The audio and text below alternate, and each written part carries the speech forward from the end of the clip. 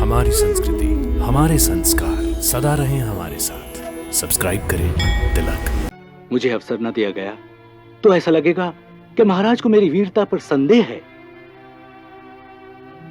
मृत्यु का भय दिखाकर मेरा अपमान न करो भैया। महाराज राम, भरत और लक्ष्मण का छोटा भाई लवणासुर तो क्या स्वयं काल से भी नहीं डर सकता। महाराज, मेरी प्रार्थना स्वीकार करें।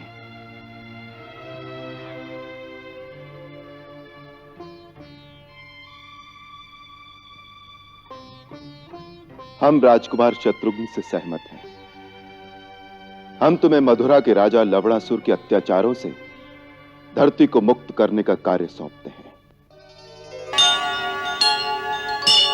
महाराज, निर्णय लेने से पहले मेरी एक प्रार्थना अवश्य सुन लें।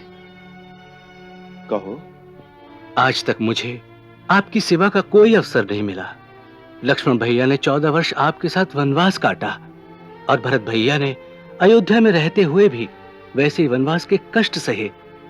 उसी प्रकार फल मूल खा के रहे जैसे वो आपके पास वन में ही हो।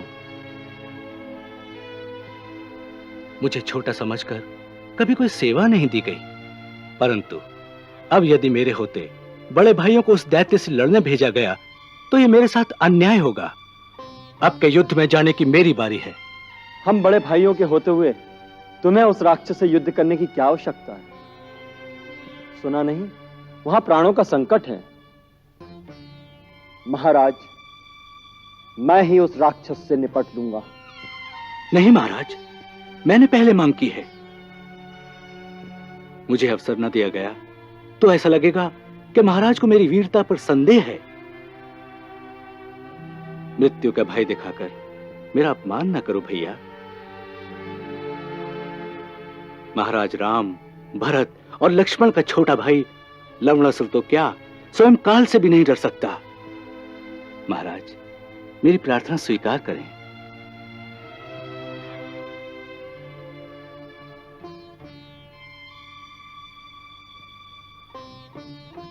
हम राजकुमार शत्रुघ्न से सहमत हैं। हम तुम्हें मथुरा के राजा लवणासुर के अत्याचारों से धरती को मुक्त करने का कार्य सौंपते हैं।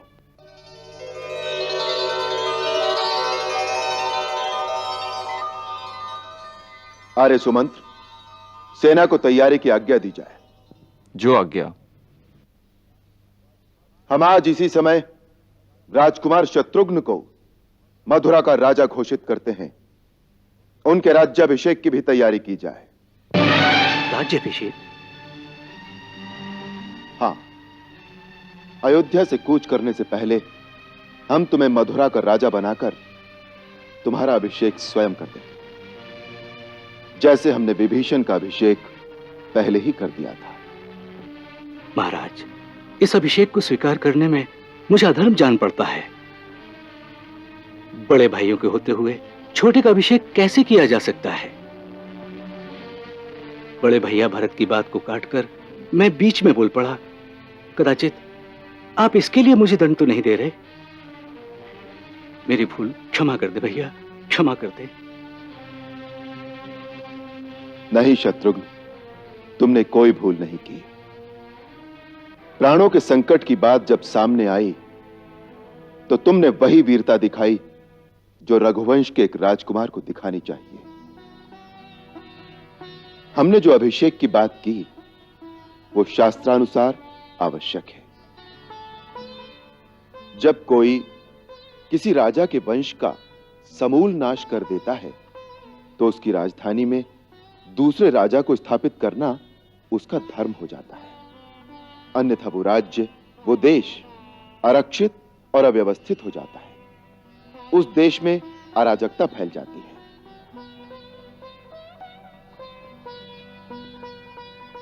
लवण का कोई वंशज होता तो हम उसे राजा बनाते, परंतु लवण के पश्चात उस वंश में कोई नहीं बचेगा। इसलिए जब तुम लवणासुर का अंत कर दोगे, जिसका हमें पूर्ण विश्वास है, तब मथुरा को एक राजा की आवश्यकता होगी। इसलिए वो राज्य अब तुम्ही को संभालना पड़ेगा।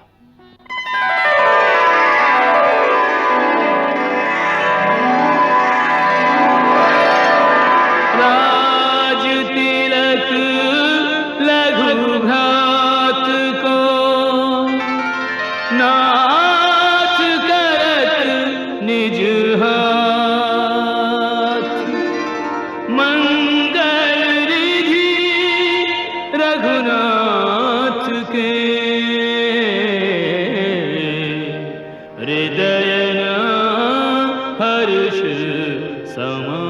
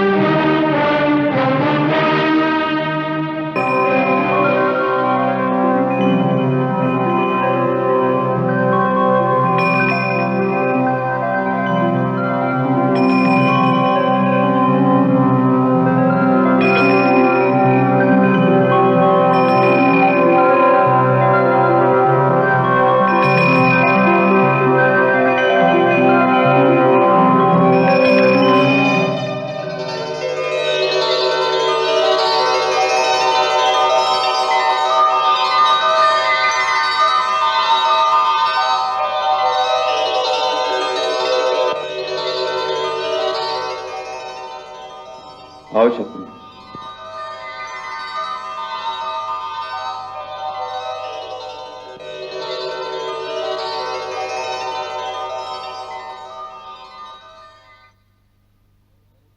शत्रुघ्न, मैंने तुम्हें इसलिए बुलाया है क्योंकि मैं तुम्हें यह दिव्य और अमोघ बाण देना चाहता हूं।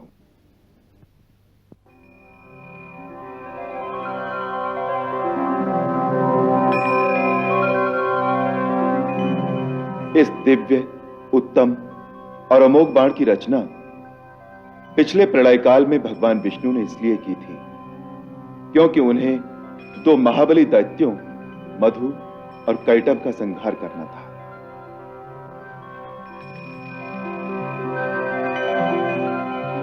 वो तीनों लोगों की सृष्टि करना चाहते थे और मधु, कैटभ और अन्य राक्षस उसमें विघ्न उपस्थित कर रहे थे। अतः भगवान विष्णु ने इसी बाण से उन दोनों को मारा था।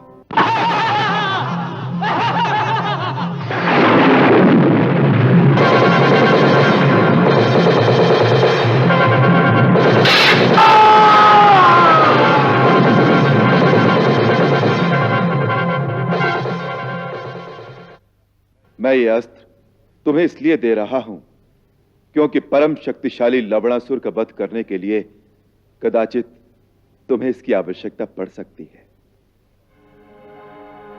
परंतु मेरी एक बात स्मरण रखना, जब अत्यंत आवश्यक हो, अर्थात तुम्हारे सामने जीवन और मरण का प्रश्न आ जाए, तभी इसका प्रयोग करना।